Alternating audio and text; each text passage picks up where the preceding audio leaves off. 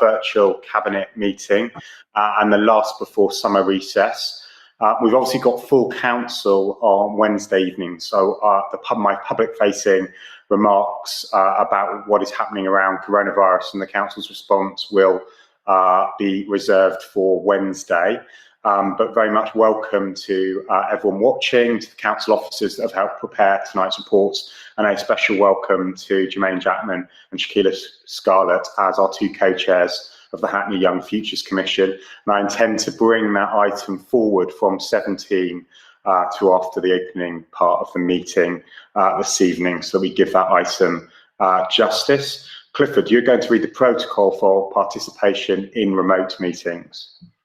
Thank you, Chair. I know that members have heard this before many times, but as it is a public meeting, it's our duty to read the protocol. If I could ask that members only speak when invited to by the Chair. If all participating members can keep their cameras on during the proceedings, unless they are having bandwidth connection problems. If you could ensure that your mics are muted when you are not speaking,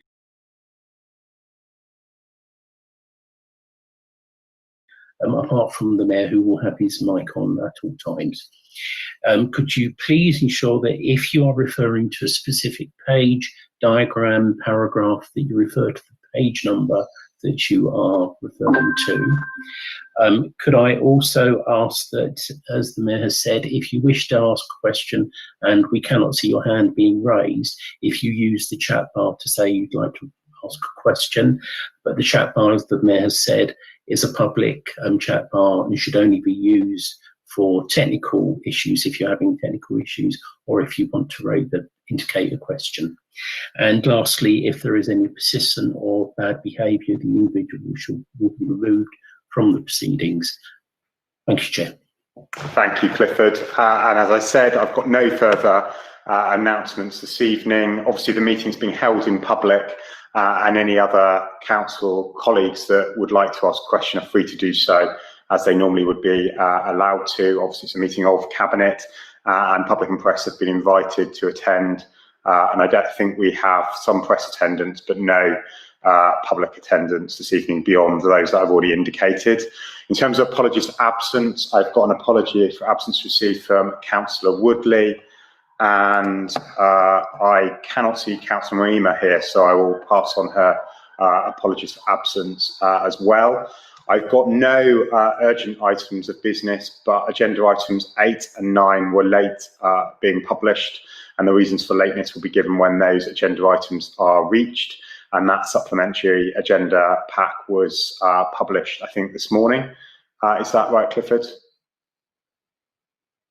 It was published actually on Friday afternoon to Cabinet members. Excellent. Well, we were ahead of ourselves. Thank you. I've got no declarations of interest that I've been made aware of. If there are any, please do come forward and notify.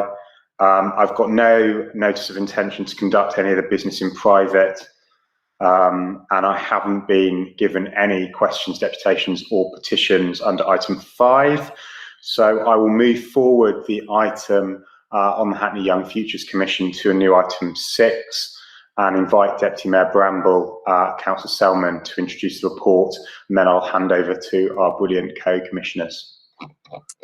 Thank you, Mayor Glanville. I firstly want to thank our chairs, that is Jermaine and Shaquila, for the fantastic work that they've done, and also our co-chairs, Georgina and Marquise. I want to congratulate them on the body of work that they've done. It's not just the work that they've done, but it's the report and what's been produced out of that.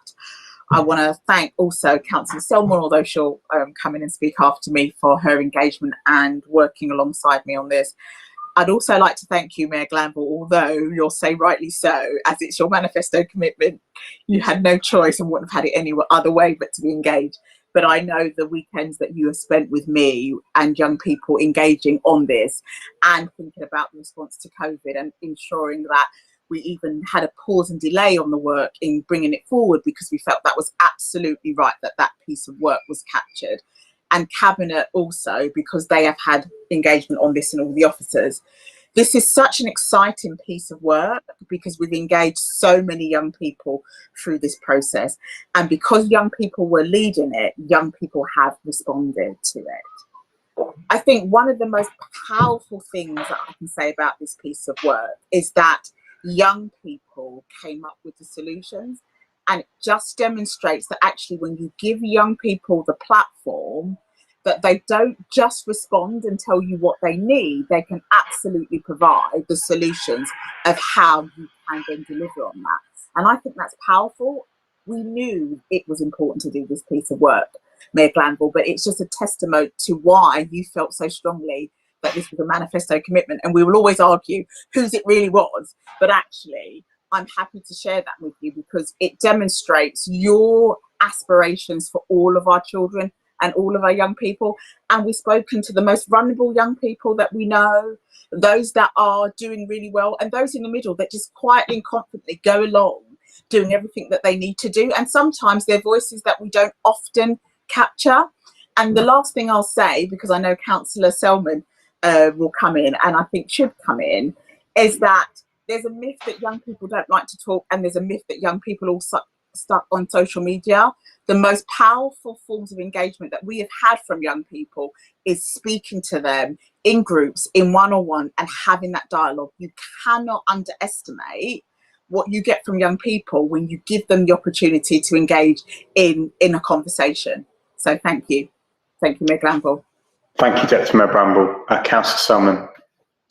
Yeah, no, thanks. Just to echo a lot of what Antoinette said. I think there's a lot of things that are great about being a councillor, but I think it's fair to say that one of the most inspiring things I've had the opportunity to be involved with has been the opportunity to work with the Young Futures Commission chairs and the work that they've been carrying out. And I just really wanted to pay tribute to the young chairs, the vice chairs, all of the commission members, and also the staff who've supported that process in terms of the really high quality and credible work that's gone into the report that's before all of us today. I think we were really clear at the outset of this that we really wanted to do this differently, that this wasn't going to be a sort of a stale engagement process. And I think again, it's testament to the chairs that it's sort of done that and then some, not just in terms of the sheer numbers of young people that it's spoken to, although I do think it's really important that we recognise that this report captures the voices and experiences of a huge number of young people across our borough, but also in terms of how it was done. And this was really something that was led by, shaped by, and had young people at its centre and at its heart. And I know that we've learned a lot as a local authority about changing and reflecting on how we work with young people and make sure that we put them right at the centre of, sort of decision making and policy development as well. And then I guess I couldn't end this without pointing out what I know Jermaine is always very keen to emphasise, which this is not the end of a process. It's very much the start of the next stage of that process, which is about how we now, having had that very good quality report put before us, take forward those recommendations, continue to work with the Commission chairs as we take those recommendations forward and bring these things into reality. And I know from all the conversations that different members on the call have had recently with, for example, the Commission chairs, that there's a huge amount of excitement shared across Cabinet as we look to do that. So thank you. Thanks, Councillor Selman. And just echo what you've both said. This is, I think, phase 1 of 4, which shows that while a huge amount of hard work has got us to this point, this isn't going to be a report that we approve tonight and then put in a drawer and never see again. There's a huge amount of work still to do to make good that promise that we're making to the young people of Hackney this evening. I'll hand over to Jermaine and then Shakila. Jermaine. Good evening, everyone. I hope you can all hear me clearly. Thank you so much for allowing and inviting the Commission to speak here this evening to you all. I'm pretty sure you all had sight of the report and seen the recommendations, the asks, and the hows. So I'm just going to briefly talk to you about the experience and the purpose of the Commission. It was more or less to listen to the lived experiences of children and young people, and how can we use that lived experience to inform the policies and the projects and the programs that we later on implement down the line. The young people that we were engaging with were 10 to 25 years old. And our 2-line strapline on Twitter is an independent youth-led commission that will listen and learn from the voices of young people in Hackney and actively involve them in the decisions that shape their lives. And our aim during this commission, Shakila and I and the vice chairs, Mishak and Georgina, realized that this was a great opportunity to do something different, to do it differently. So we said, all right, let's kick off all the adults for the time being through our different phases, and let's just create a safe space for young people, a safe space where they can really talk about, we have a massive project like this. Let's really and truly capture the lived experiences and their voices so we can actively involve them in the decisions that shape their lives. Through our consultation, we had two main phases. It was I've been heard and have we heard you right? I've been heard, we simply asked young people 3 questions. What is your favorite thing or place about Hackney and why? What is the main issue affecting your life in Hackney today? And how does it affect you? And if you're a mayor of Hackney for a day, what is the one thing that you would change? And then we had another section where it said any other comments. And we made these so broad because we wanted young people to have free reign on their answers. We don't want it to be a tick box exercise. We didn't want to pigeonhole them to issues. We wanted them to talk about the issues that affect them. We wanted them to talk about what were the favorite things that they love in Hackney. And the report is filled with all of that. And Shakila will go on to talk about that in a moment. Have we heard you right? It's something that organizations don't necessarily do. And we do hope the council will take this on in their future planning and consultations. It's going back to young people, children, young people, and saying, this is what we came up with. Is this right? Is there anything you think that we should change? Are there any gaps? Can we fill those gaps? How can we work with you to fill those gaps? And that's why we were able to reach out to all corners of the borough, to most of the demographics in the borough, to make sure that their voices were heard, from the north of the borough straight through to some of the other communities that we have in Hackney. And it was such a huge honor to be able to sit down with so many different communities, the diversity in our borough, and hear about their lived experiences and what they see the future of Hackney being. And I think the 4th phase and that the massive theme that runs through this towards the end was that sense of co-production. So you'll remember at the beginning, we created that safe space for young people to feel empowered, to feel comfortable and confident, to talk about the issues and to talk about the things that they loved.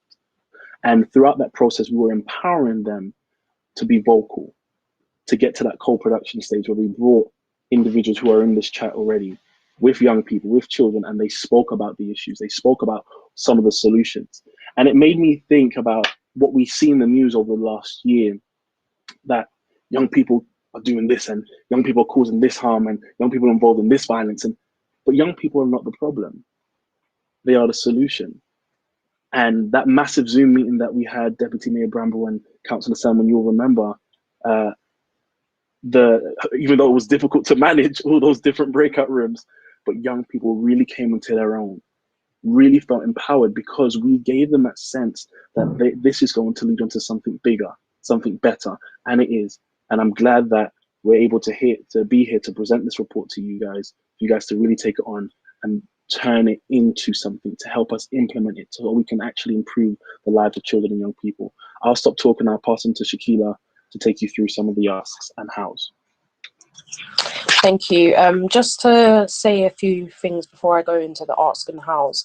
I just want to echo what Councillor Bramble said. Is young people definitely do know the solutions. They're not asking for much. Just to touch on some of the words used to prove that in our recommendations and our asks is about reducing. They use words as reducing, improving, increasing, and reviewing certain things. So it's not like they totally understand that there isn't a money tree, as some would assume, where the council can go and get money to fund a project tomorrow. Young people are quite aware of the council situation as well as VCS organisations. So young people have been quite diplomatic in making sure that when we was writing these recommendations that everything was realistic, everything was achievable, and although some things can be done quite quickly, they definitely do understand a lot of the things may take a little while, especially given COVID pandemic.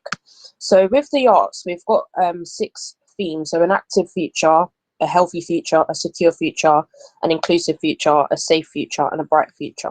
Under each of those arcs, should I say, there is specific things that we have taken from what young people have said. I'm not sure if it's been mentioned already, but there was over 5,000 direct quotes from young people in terms of when they engaged with us. And I'm just going to briefly, I understand the report's been circulated as well, so I'm just going to briefly go through the arcs itself under each heading. So a secure future, young people have spoken about reducing the number of rough sleepers in the borough, improving the quality of social housing, and increasing access to housing and advice services. Something that, again, the words improve, review, and increase are not necessarily saying spend more money. They're just maybe saying let's change the way we currently spend money that we have, which I think is really important to point out. Under a healthy future, the arcs there is review young people's mental health services and review foster care placements. Again, the point underneath each of these headings is about reviewing things that are already in place and maybe changing them so they reach a wider audience of young people. And I think there's something to point out here is a lot of young people don't know. It's not that they don't believe a service is available, they just don't know about it. So that's what we found with, say, foster care placements and the Children in Care Council. A lot of young people's like, oh, it would be nice to have somewhere, but they didn't realize that the Children in Care Council is already in place, and it's somewhere where children in care are able to go and make changes in their care system in Hackney. Going on to an active feature, again, it's the word increase access to opportunities, increase access opportunities to places, space and activities. This goes into improving access to community halls, doing borough-wide audits of vacant premises where young people can actually go in and assess where new businesses can set up and stuff like that. So the interesting words used. The next one is an inclusive future. So include young people in the regeneration of the borough. I think this is quite important, and the points made under this ask is quite important to the whole sense of the report in terms of young people want to see it at the table. And I feel like Hackney Council can be the pioneer borough in London for giving young people to see at the table across the board, not necessarily something where they can just be included here and there. And I think it's quite it's heartwarming to see a lot of councillors as well as VCS organisations willing to take that on board quite immediately, actually. The next ask is to promote intergenerational dialogues. So young people want to be able to have a conversation with elderly residents and work together to create opportunities so they can teach each other things like improving digital skills for older people, and older people to possibly just support young people developing life skills.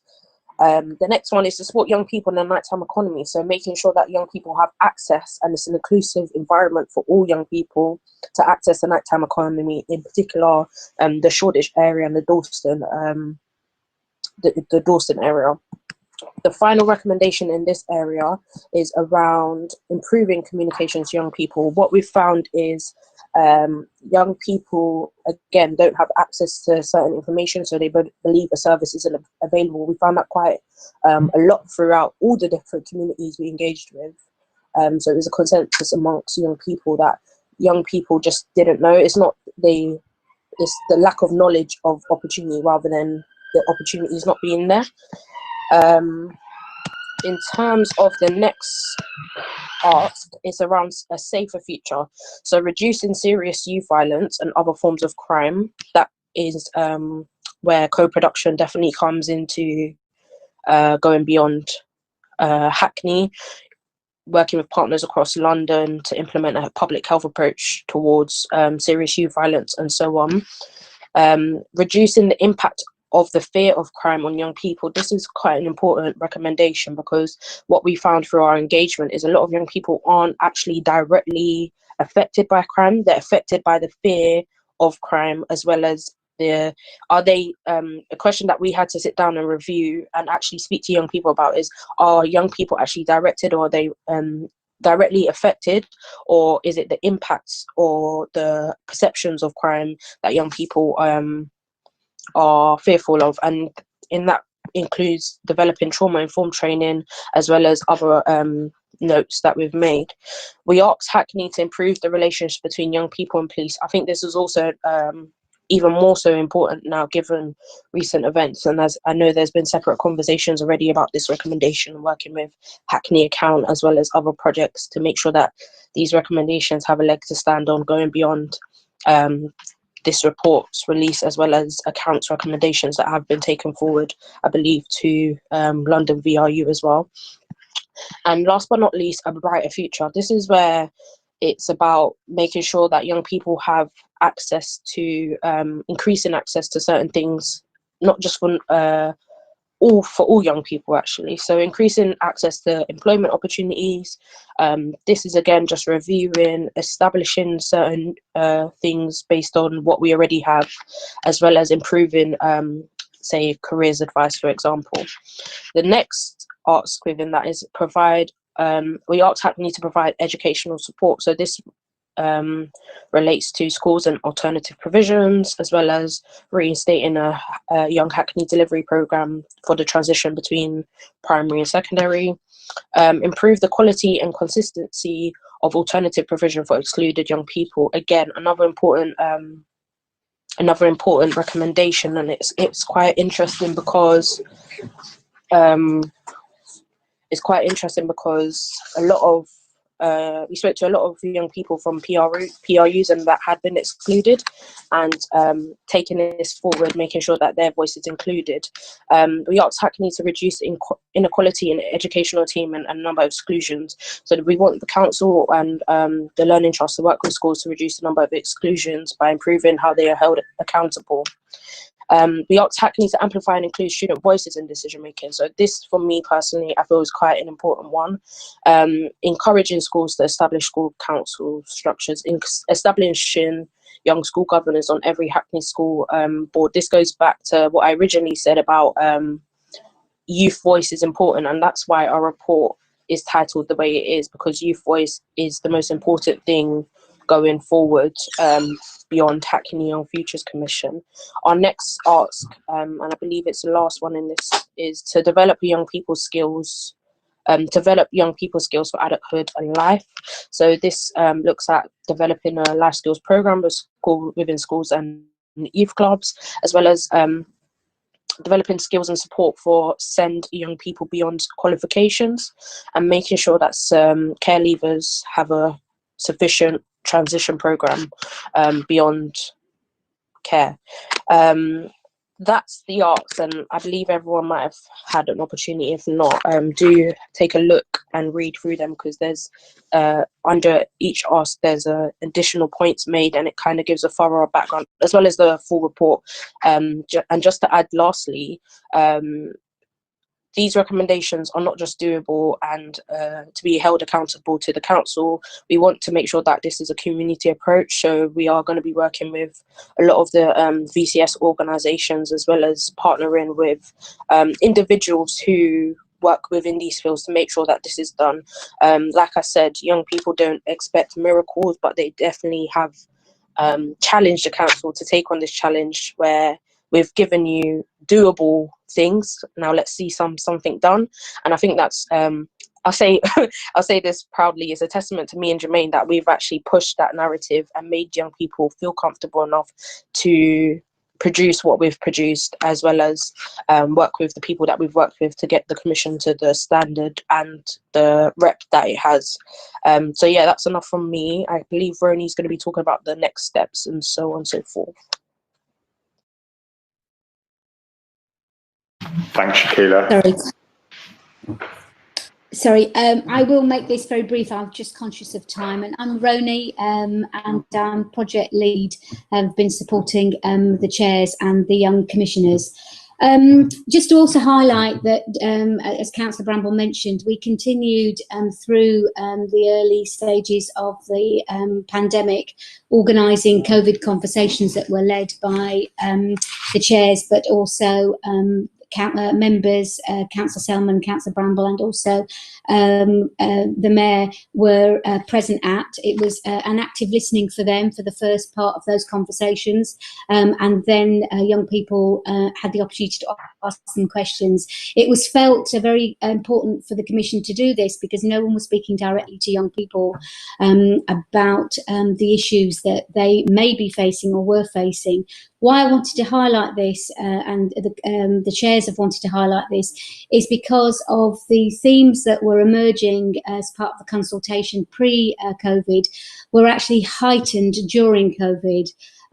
So that was to do with overcrowding, it was to do with mental health, but very importantly, it was to do, one of the key issues that came out was the digital exclusion. And again, just to raise this, we also conducted a lot of the consultation on the street, it was called, by commissioning a film project to directly engage with young people on the street. So they weren't part of a school, they weren't part of a youth club, but they were just young people at different areas of the borough. And one of the key areas that we asked them to target and meet young people was outside McDonald's. A lot of adults were saying, oh, this is because of the fast food pre-COVID. And we said, no, actually, it's to do with downloading and having access to the internet. And this has now become obviously very, very apparent during COVID. So it was just about adults learning as well. And there's a classic example of assumptions on our part, as I'm an old adult, and recognising that. So just wanted to highlight that through the COVID conversations, what we found was the issues that young people were facing were heightened. And I think that's something key to remember. So in terms of, and just to say that those COVID conversations are now on the GLA website as good practice. So that's really, something that, obviously the council, certainly the young people, are really proud of.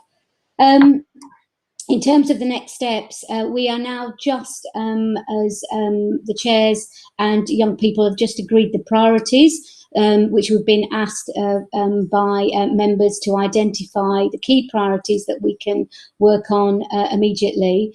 Those will then produce the delivery plan, the implementation plan, and identify the timescales and the lead. So that's what we'll be working on just over the month of August and September. Some of those conversations with lead officers and partners have already begun, and that has been really overwhelming for myself in particular, but the chairs, just in terms of commitment to really start on this. After that, in the later autumn, we will keep monitoring that via the reference group that we have, that will have young people as well as the adults on, and there'll be regular updates on that implementation plan. And if there are any issues, they will be able to be resolved there. And so we'll be sharing that and giving regular updates with that.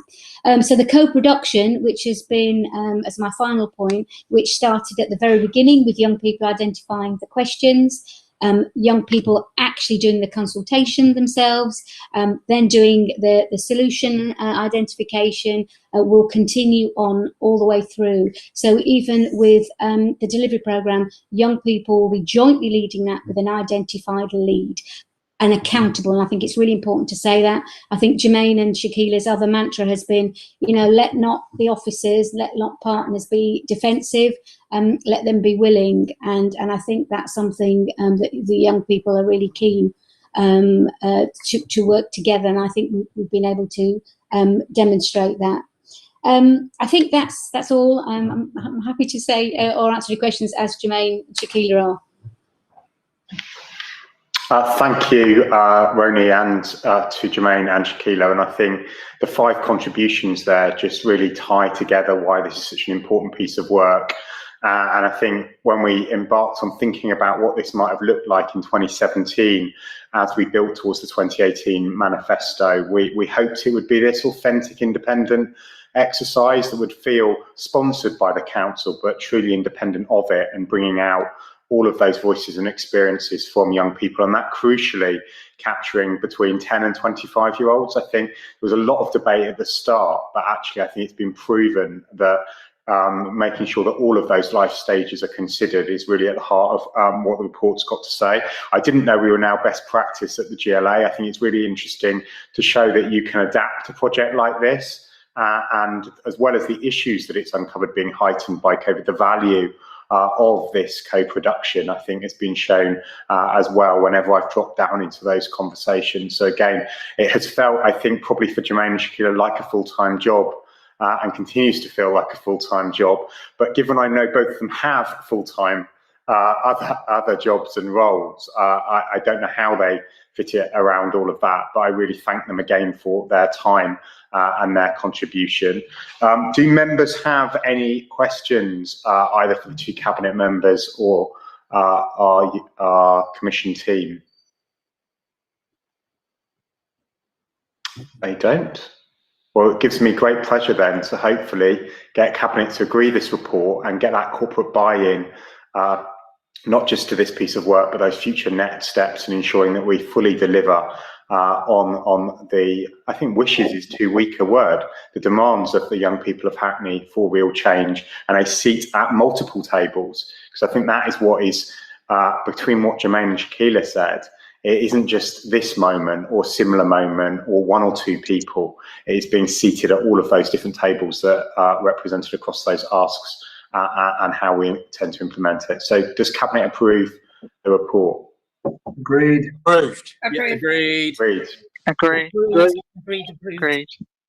Well, I think that deserves a virtual clap, so thank you. And it is incredibly important, given all the challenges that our young people face and the borough has faced over the last few months, that we have this moment of hope going forward.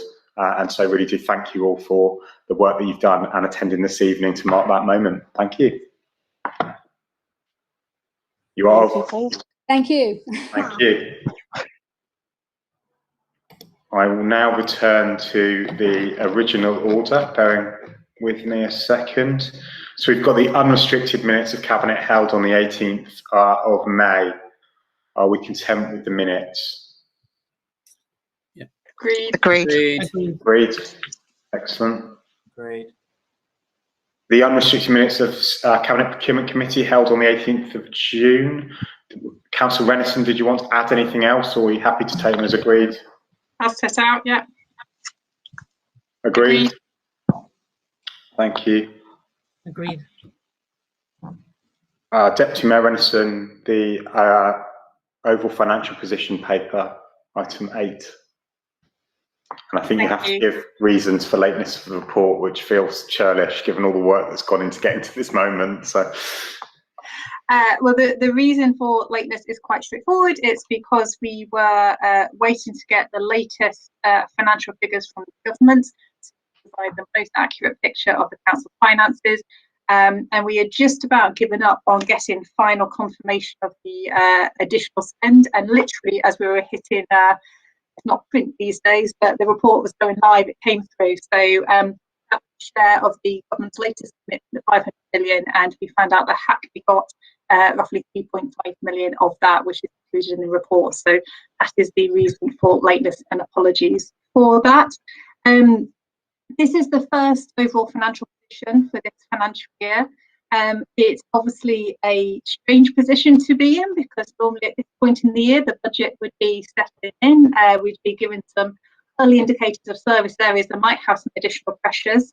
And that was all in a world pre-coronavirus. So whereas we might be talking about an end of year forecast that was looking maybe a few million out of the budget, we're currently forecasting an overspend of 61 million on the general fund. So that's excluding housing costs. That's before any government funding, and I would encourage people to read in the paper setting out the various support we've had through from government now. So we've had just over 20 million now will be in grant funding that's come through, including that latest 3.5 or so. I'm looking at Ian, who's not looking panicked that I've got that wrong. So yeah, just over the 20 million. There's then the measures that the government's put in place, which we've been calling for, which start to address that loss in income that we've been flagging. So there's been a lot of focus on extra costs. What we've been consistently saying is that after a decade of austerity, local authorities are really reliant on their local income streams, and these were just cut off with coronavirus. And so the government has listened to us and started to put in place mitigation around that. And in addition, looking at how we manage the shortfall and effectively giving us the freedom to split that over a number of years. Again, we don't have to manage those losses up front. So there's lots more information in the report. It is worth flagging, so we are reporting. We have tried to pull out what's a result of coronavirus and what isn't. We are still looking at an overall overspend without the sort of impact of coronavirus of around the 2 million mark. And also, right to flag, we don't have Councillor Woodley on the call tonight, but she did commit that she would write Secretary of State each time we publish the overall financial position to report on the deficit that we're effectively now running in our SEND provision. The government has said they're quite happy for councils to run SEND at a deficit. We don't think that's a sustainable way to run such an important service. And so Councillor Woodley has committed to writing each time we publish the UFP to remind the Secretary of State of that, and that we do need to address SEND funding as a priority. Other than that, as set out. Thank you, Councillor Renison. Did anyone want to raise any questions or comments? Sorry, Deputy Mayor Renison. Are we happy to agree the report? Agreed. Agreed. Agreed. Agreed. Agreed. Agreed. Thank you. So item 9, I'm to ask myself why the report is late, which if anyone knows me, it's a position I've probably found myself in numerous times over my 40-year life. But this is in all seriousness linked to the same issues that Deputy Mayor Renison has raised. We wanted to ensure that the appendix, that's the medium-term financial forecast, was also updated, and these two papers are obviously really intrinsically linked. I'm going to save my substantive remarks for full council on Wednesday evening, but I would just like to thank all of the parts of the council that have worked to pull together these revisions to the corporate plan. The corporate plan was an ambitious document anyway. It remains so in this exercise of revision. It captures a huge amount of work that the council has been engaged in during this crisis, not just to maintain services, but as we've spoken about before at these meetings, to support our wider health and care system, but also deliver that really important humanitarian, and business assistance that the council has been leading, and all of that is set out in this report. I would also like to say that we're as equally ambitious coming out of this crisis, and draw colleagues' attention to my introduction and obviously the points around bullet point 1.9 and our ambitions around rough sleeping, around food poverty and hunger, making sure the vulnerable continue to be supported, that inclusive economy work that actually the Young Futures Commission highlighted as being incredibly important, but also that work on housing, employment and skills. All of that is as important as ever as we move to the next phase of this crisis. And it would be remiss of me also not to highlight at the end of this report that there are considerable asks still of government, and that we will continue to be a campaigning council that captures the challenges that our borough and the council faces and replay those back to government in that role as a campaigning council. But as I say, in terms of substantive, I won't detain us any further this evening and keep my remarks for Wednesday evening. Do we have any questions from colleagues about the report? No. Councillor Renison, Deputy Mayor Renison even. Thank you, Mayor. It was just noting the point around substantive comments, but it was just to come in quickly to flag that the medium-term financial plan is included within this item, unless you're coming to it separately. No, it's included. Would you like to say anything about it? Yeah, no, just very briefly to flag, it's just because it links back to that OFP which we've just presented, and so we've got the OFP looking at this year's financial position, and then officers have done a huge amount of work starting to look at forecasts for next year's position, and I think it shows how serious the issues we're raising around local government finances are, and within the report we've set out a worst case, best case, and we're currently working to a medium case scenario, but to give a sense of scale, just the medium case scenario is a shortfall of 33.5 billion if we don't see further government action. I'll leave it there. Thank you, Deputy Mayor Renderson. Any other questions, comments, or are we happy to agree the report? Agreed? Yeah, agreed. Agreed. Agreed.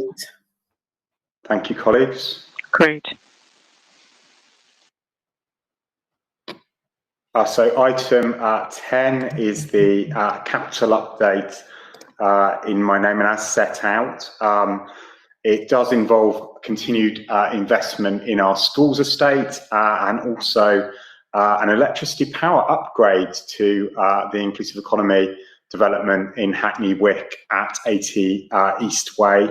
But those are probably the two highlights from the report. Do we have any questions regarding that report? Nope, I can't see any. Are we happy to agree the report? Agreed. Agreed. Thank you all. Agreed. Thank you. Councillor Nicholson. So tonight is the culmination of many years of work of our young people, but also the work of the Planning Authority in terms of our local plan. I'm sure you want to outline some of that, and I'd just like to thank the work of yourself, all those, don't forget, that took part in backbench member group workshops around the key themes leading up into the local plan. I certainly remember during my transition to mayor being involved in some of those, both as a ward councillor and cabinet member for housing. And I think it just shows the immense amount of effort, work and research that goes into this plan. I'd also like to say how much work went into making sure that it responded to our changing economic and political circumstances. And certainly when we came back after the 2018 election, a huge amount of work had been done to incorporate what has become our inclusive economy principles, but also that work around sustainability. And I think none of us will forget the work that you did with Councillor Burke around our Swiftbox provision and how much that captured both national and international public interest. But I'll hand over to you, Councillor Nicholson, to introduce the report. Thank you very much, Mayor Glanville. And actually, I don't think I need say anything in regards to introducing this particular report. I think you've eloquently touched upon almost every aspect of it. Thank you very much indeed. But on a serious note, thank you for the compliments, and perhaps for this evening, it is just an opportunity to thank those numbers of policy officers in the planning service who have spent the last 5 years or so actually sort of building and developing out this local plan. It has indeed been quite a long journey, and it has also been a very collaborative one. And as you rightly pointed out, members, whether they be lead members, cabinet members, yourself indeed, as you mentioned, but also colleagues from councillor colleagues across the council have also had the opportunity, and indeed many have contributed to the development of this strategy. If I may just sort of kind of perhaps conclude by sort of saying that the local plan is as relevant today, even in these very, very changed times. I can sort of speak in a little bit more length perhaps on Wednesday evening, Mayor Glanville, about this, but basically our local plan for Hackney kind of focuses on our town centres, and it's becoming very, very clear that the next couple of years are going to be really carried for our borough and its local economy, and for all of us living in the borough, by the kind of resilience and the ability of our local town centres, however large or small they may be, to provide the services, the goods indeed, and employment opportunities going forward. I think central London itself and the central activities zone, London Central Business District, is struggling as a result of this pandemic. But I kind of feel confident that what we have before us is a policy that will be able to navigate these quite challenging times. It is also probably worth just reflecting that over the course of the lockdown, there has been no drop in the numbers of planning applications that have been made to the planning service in the authority. they have continued at pace, and indeed the service itself has continued to work at pace to ensure that decisions are made in a timely, effective and thorough manner. So all in all, it is a good moment for our local plan to be adopted. It is, as I said earlier, as relevant now and today as it would have been 5 years ago when the journey was started to actually shape and form the local plan that we're looking at this evening. And I commend the report to Cabinet. Thank you very much, Mayor Glanville. Thank you, Councillor Nicholson. Are there any other questions and comments? Councillor Williams. Yeah, just a really quick comment. Yes, of course, this is incredibly important in terms of jobs going forward, particularly following coronavirus. And just today, I was hearing about the construction centre and the significant drop in the number of apprenticeships that they're expecting over the coming years because of coronavirus. So I think that all the work that we do here in Hackney to support local residents into employment is all the more important at this particular time. Thank you, Councillor Nicholson, for an incredible piece of work there. Thank you, Councillor Williams. Does anyone else? I'm afraid I do now have something else I want to say, but does anyone else want to say anything? One of the interesting policy pieces that Councillor Nicholson touched upon was obviously the fate of the Central Business District, and I think a huge debate across the media and public policy around the idea of 15-minute cities and town centres. And I think it's shown fully in this piece of work, but also the piece of work that will follow, because just like the Young Futures Commission, this work doesn't stop. It actually then we've got the work on the local area plans around Dalston, Stamford Hill, Shoreditch, and Clapton and Homerton to follow. That actually Hackney is already made up of countless 15-minute communities, and I think that is why we are potentially more resilient to some of the challenges that we face. While I don't minimise those economic impacts, and the things I didn't talk about, inclusive play. The improvements to affordability around workspace and housing, and those public realm elements are so very important. And what is a truly sustainable borough is tied up in this report. I've prompted Councillor Burke to contribute, but I don't really apologise for that because it's such an important piece of work that we'll be passing this evening. Councillor Burke. Yes, thanks, Chair.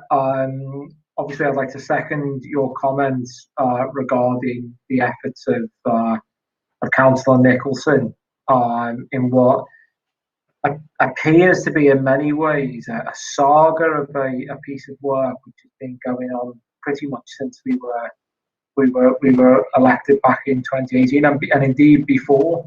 I wanted to thank Councillor Nicholson in particular, and also Natalie Broughton for the work that's been undertaken to enhance the credentials of the local plan as regards biodiversity, and note that this local plan marks a step change in the work that we undertake as regards biodiversity and integrating the built environment into our natural surroundings through the inclusion of specific measures to assist swifts and nesting birds, a wide variety of measures that enhance the sink status of various areas of the borough, not to mention the work that's been undertaken as regards the implementation of the Merton Rule, which commits large commercial developments to generate 20% of the energy on site or in the locale from renewable sources.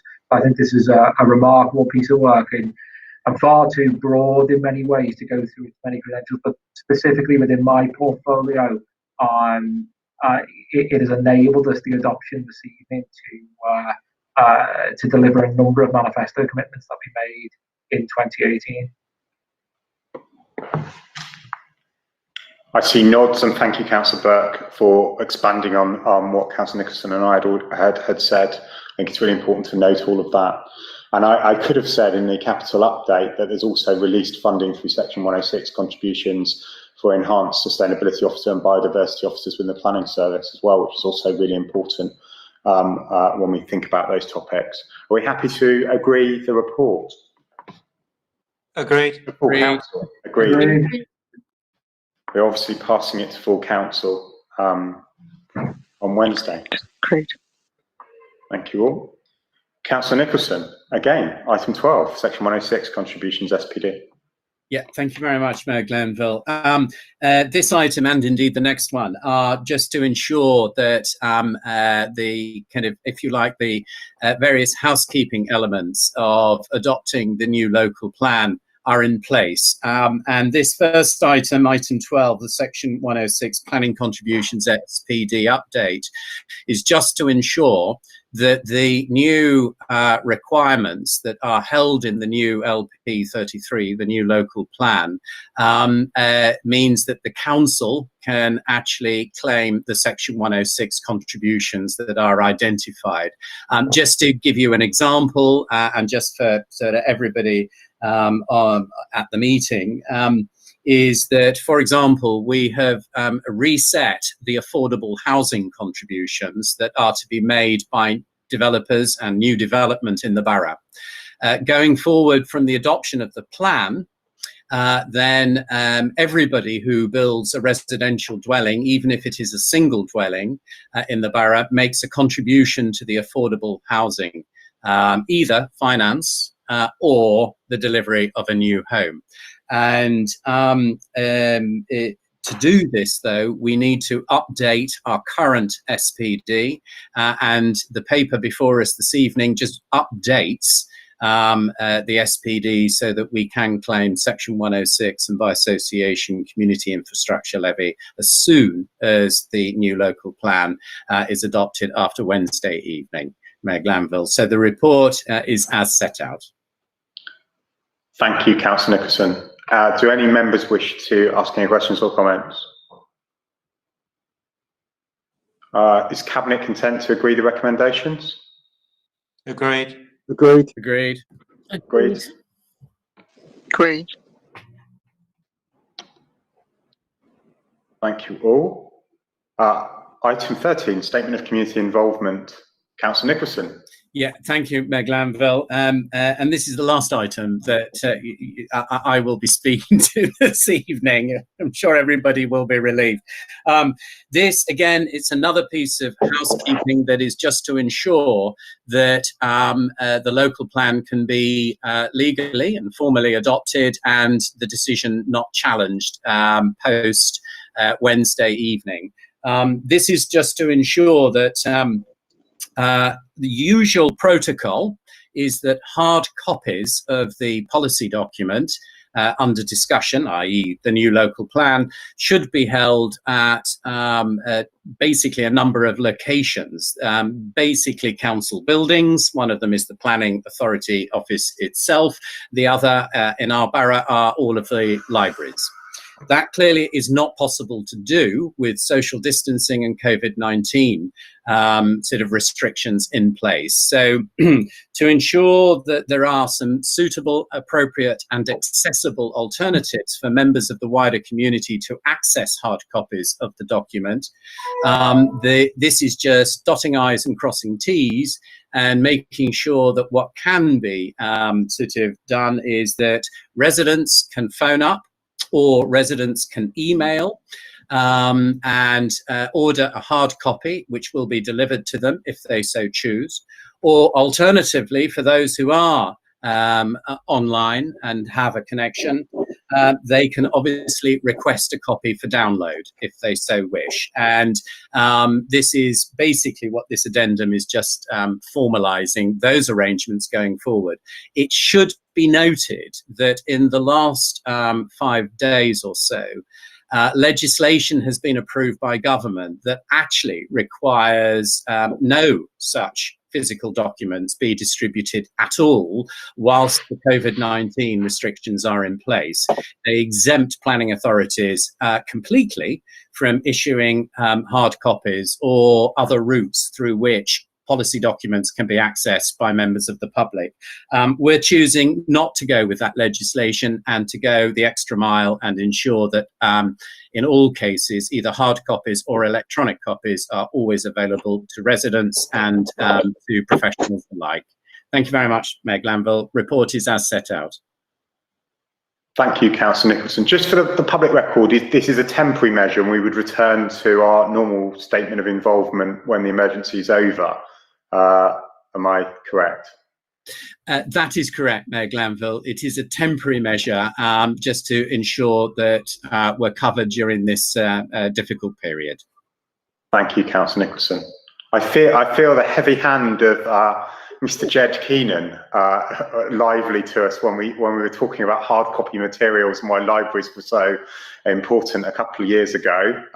But I'm pleased that we're still going beyond what is required under national legislation, and you very comprehensively set out what we were doing to meet those needs. So thanks, Councillor Nicholson. Any other questions or comments? None that I can see. Are we happy to agree the recommendations? Agreed. Agreed. Thank you, Councillor Nicholson, for your trio there of important planning documents. Now we move to a different trio of documents from Deputy Mayor Renison. So over to you for the self-build challenge. Thank you, Mayor. Yes, we need to get better at pacing our agendas, don't we? So people can pause for breath between papers. But yeah, the first of my three is the self-build challenge. This takes forward a manifesto commitment, which included exploring self-build options in Hackney. Huge thanks to officers. This is a new area for us. There's been a lot of work put in to get us to this stage, but tonight this paper brings forward the launch of a pilot to start the self-build challenge. What we're aiming to do is we've got two initial sites we're looking to start with. These are council land. They are too small for the council to take forward ourselves. So effectively what we're looking to do is offer them as an intermediate housing product and a self-build. And they'll be structured, we've structured it in such a way to try and maximise opportunities for people to bid and take advantage of these plots, but also to ensure that the council will always retain a stake, an equity share, so that they won't just be hopefully affordable properties or intermediate properties for households that move in now, but when those households sell and move on, we're able to ensure that they remain at that sort of intermediate price point for future Hackney households looking for a secure home. And on that note, I think I'll leave it there and say as set out, unless there's any questions. Thank you, Deputy Mayor Renison. Any questions or comments? We're happy to agree the recommendations under item 14. Agreed. Agreed. Thank you. Item 15. So item 15, just to advise, there is an exempt appendix 2 to item 22. And if you wish to debate the exempt appendix, we will have to move into exempt session and ask for the public and press to leave. But if you're content with not debating that, then we can obviously consider the report as a whole now. But I will ask Deputy Mayor Renison to introduce the report and to mark the moment where I think this is the first time I've handed a land appropriation paper to somebody else. So it's a wonderful moment for me to hand that to you. I loved the slip as you nearly started to introduce it yourself. You're welcome to, and I may well direct if there are any technical questions, I may well send them your way. But this, in effect, and this is one of the awkward things when portfolios change over as well, because you start to feel like you're claiming credit for someone else's work. You are. So this is King's Crescent. We've already had phase 1 and 2 of the regen on King's Crescent, which saw the delivery of 273 award-winning, I have to say, new homes and the refurbishment of 101 existing properties. We're now looking to build a further 219 new homes, refurbish another 174 in phases 3 and 4. And effectively, this report seeks the authority for us to appropriate the land for planning purposes, the site at Present, It's currently housing land, would be appropriated for planning purposes, and it would return to being housing land afterwards once we developed the regen on this site. And unless the Mayor wants to add something to that, because that was my first information report, it's as set out. Thank you, Deputy Mayor Renson. I would always normally say a crucial part in any regeneration scheme, but there I've done it. Are there any questions from members? No? Are we happy to agree the report? Agreed. Agreed. Agreed. Thank you. And the final part of the trio, but I think illustrating firmly how broad the housing regeneration portfolio, Deputy Mayor Renson, again, item 16. Indeed, and I think I am now what stands between people and dinner, so I could choose to give a very lengthy and detailed introduction into what is a fascinating policy area, which I'm happy to talk to people about at length, but I would not do that to colleagues or anyone watching tonight. So in effect, this is advanced sight of a future policy. It's honouring another manifesto commitment. So in our manifesto, we did to give residents whose homes face demolition as a result of regeneration, a demolition rebuild, I should say, as part of regeneration, should get a say in a vote on whether or not to proceed. Work is underway on developing this policy. We look forward to being able to bring that forward shortly. But in the meantime, we've got a site on the Beauvoir estate where we're looking to potentially demolish 6 before building or re-providing those. And we want to ensure that those residents get the chance to vote and say on that before it goes ahead. So in effect, like I say, it's an advanced site of a policy we're looking to develop. So it brings it forward as a pilot so we can give those residents of Beauvoir that opportunity to vote. I should flag or stress it's those residents directly affected for getting to the vote in this. And so we'll be bringing forward a pilot, which means we can honour that commitment when it comes to the Beauvoir residents. And also it's a valuable opportunity for us to test out the approach and to iron out any issues we experience before we bring forward the full policy. And on that note, thanks to officers. I can see this is one of the strange things of video conferencing. There's also sort of a warning there that I've forgotten to acknowledge as James did on the work we've got into getting all of this prepared. So usually we'll be back soon with much more detailed work to set out a wide range of policies that will surround our estate. Thank you, Deputy Mayor Renson, and to extend that thanks to the officers for this item and the previous two. Do we have any questions from colleagues, comments? Are we happy to agree the recommendations in the report? Agreed.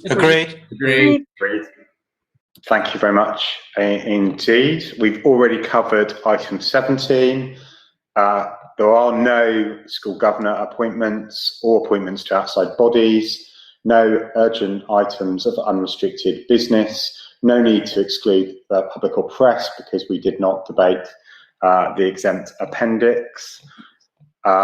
So we're not moving on to that end of the item. And I suppose my last thing, referenced it, Deputy Mayor Renison, is to wish everyone a good evening and thank everyone for their attendance, and apologies for eating into the time of the Scrutiny Commission, which I'm sure colleagues will be eager to go and attend at 7 o'clock. Thanks very much indeed, and see you at full council on Wednesday. Great. Thank you, Chair. Thanks, Meg. Thank you. Bye. Thanks.